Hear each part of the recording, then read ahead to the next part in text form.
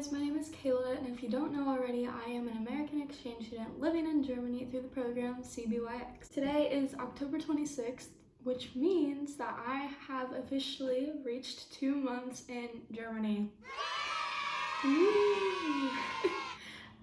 Germany has been absolutely incredible. I've loved almost every second of it. Even the harder times. Yeah, it's been such a great experience, and I'm so glad that this is something that I started back in last August 2020, and it's gotten me to here. So to celebrate my 2 months in Germany, I'm going to be giving you guys application tips for the CBYX Scholarship because applications have been open for around a month now. Not to fear though, this does not mean that you cannot still start applying. It really didn't take me that long to finish applying, and applications are due December 1st. But before we get in with my tips, I'm just going to give you guys a little bit of a background for CBYX and its requirements. So first of all, the CBYX Scholarship is also known as the Congress Bundestag Youth Exchange Scholarship.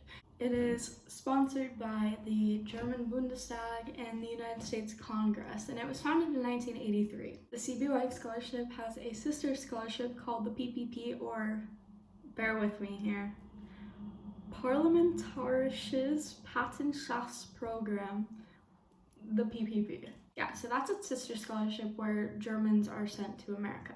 But the CBYX Scholarship, which is the one that I am on and the one I'll be talking about today, is the CBYX Scholarship. So there is 5 different regions of the United States that it's broken up to for this scholarship.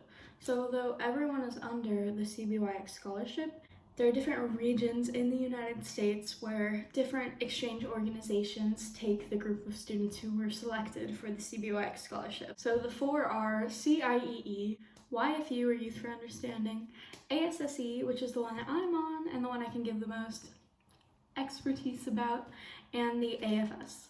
So each organization is also connected to organizations in Germany, but I will not be talking about that because it's very confusing. Oh, I forgot to mention that 250 American students are selected to go to Germany, 300 German students are selected to come to America. That's enough about the backstory of the scholarship. I 100% recommend you do more research. All of it that I looked up, I just went on usagermanyscholarship.org and it'll all pop up, and you can read so much about it. There's so much to know about it.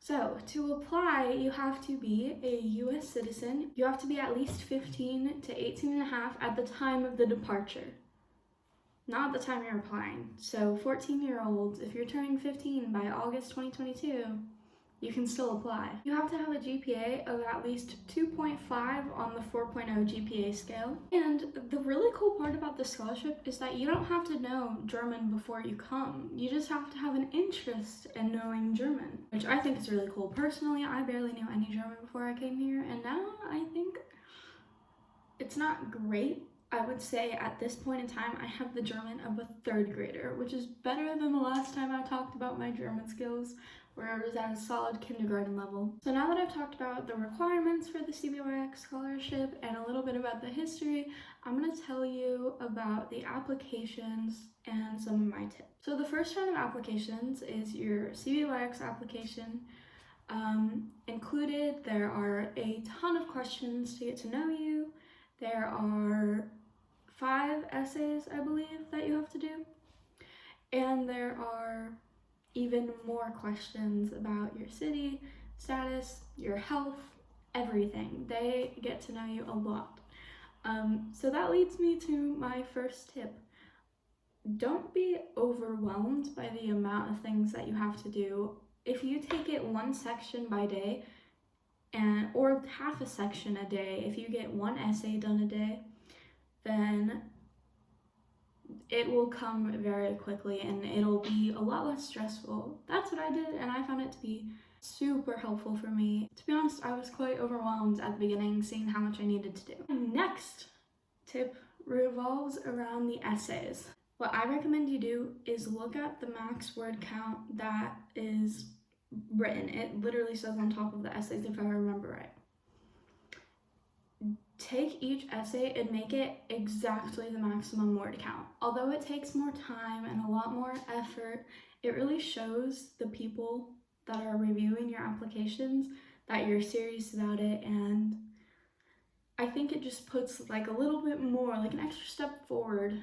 That's what I did, and I'm here, so you know, I've had to have done something, right? I would also say with the essays, try and get them done earlier. I would say even before you start the other stuff, get an essay done a day. It's not that much, actually. It's not like a 5-paragraph essay. And what I did personally is I wrote all of my essays on Google Docs, so I could word check them and like check my grammar and look at it a lot better than at this tiny box. So I wrote everything in Google Docs, then copy and pasted it over to the website and application. Again, for the application, just in general, really pay attention to your details and try not to get anything incorrect, like incorrect information, incorrect address. Look through it. What I did is I finished the application a week before it was due. I know I had a lot of time, but I was busy. So I finished the application a week before it was due, and I took that last week up until the day it was due to check it, revise it, do any last kind of checks on it, and make sure you have people checking it for you too. Bring it to your parents, your older sister, your younger sister, your older brother, younger brother, your siblings, your house pet, and then you, because that way you have a lot of eyes on it and people can catch tiny little mistakes that could cost you the scholarship. Also in the scholarship, there are 2 recommendations. From what I remember, you aren't allowed to do family members, and they recommend you do 1 teacher and 1 not teacher, 1 outside of your teachers. So what I did for mine is I had one of my teachers that I really liked, and they really liked me. We had a good relationship, and they could testify how hard I worked and how independent I was. I had her write one, and I also had my best friend's mom write one because she had known me since I was very little and knew me very well. She was like a second mother to me. So both of them wrote it, and I never got to see what they wrote in it, but I'm assuming it was good things. So yeah, just be super careful about who you pick for your teacher recommendation or for your recommendations because they're very important. So once December rolls around and you've turned in your applications, it's a lot of a waiting game. And to me, that was the most stressful part. I hated waiting to figure out if this was something I could even look forward to. Because if you make it past that round of applications, then surprise, you have another round of applications and an interview. So for ASSC, the first application was the CBYX application, and the second one was the ASSC application. I'm not sure how it works for others. I know other exchange students who are in my cohort from other organizations also made a video, so go check those out as well. I'm sure you can just type it in the search bar and find it. The ASSC, they had you do another round of applications and also a interview. The ASSC applications are just to get to know you more. Again, more information about like your family, your host fam, or like your requirements, your health records, your everything. And then you also have an interview. For the interview, all I recommend really, I don't know how much I can talk about it. So all I would say is go into it being as calm and ready as possible because I don't think it's something to be super scared of. Everyone who interviewed me were so kind and so friendly and asked about your day before you were interviewed. Yeah, everyone was just super kind, super welcoming, and they all just want you to succeed. No one's out there to get you. They're all really excited for you because I believe most of these interviewers are people who have actually participated in the CBYX exchange. All they want for you is to also get to experience what they got to experience.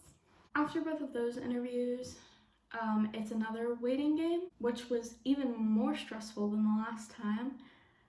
And yeah, this is actually something that a lot of people don't know. After the waiting game, I actually got a notification that I didn't receive the scholarship, which sucked a lot. It was very, it was something I had worked for a long time, but I knew that, whatever was going to come my way would be the best thing for me.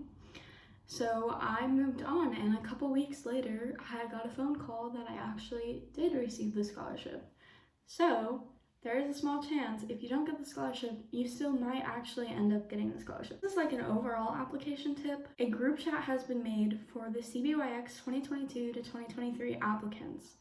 I totally suggest this because information gets around to you faster. You get to speak with other people who are applying and potentially meet new friends. I know I've met a ton of great friends and people from the group chat in my year. So I 100% recommend that you join the applicant group chat. I actually do have the link for the applicant group chat, so if you're interested in joining it and joining other people who are going to be applying just like you are, go to my Instagram and DM me, because I don't want to put the link out there for just anyone to join, but instead people who are actually going to apply. So go to my Instagram, DM me, and I will be happy to send you the link, because honestly, I didn't find the group chat until I was already a finalist. But people have told me how much, how not alone they felt, because applying for this is something that, not a lot of people get to do, or not a lot of people have experience. So it's nice to be grouped in with people who are going through what you're going through, and you guys can work together, help people apply, all of that. So that is going to be the end of the video. I hope you guys enjoyed the video, and if you did, make sure to like, comment, and subscribe, and turn on post notifications, because new videos will be coming very soon. But yeah, that is all. Thank you guys for watching. Bye!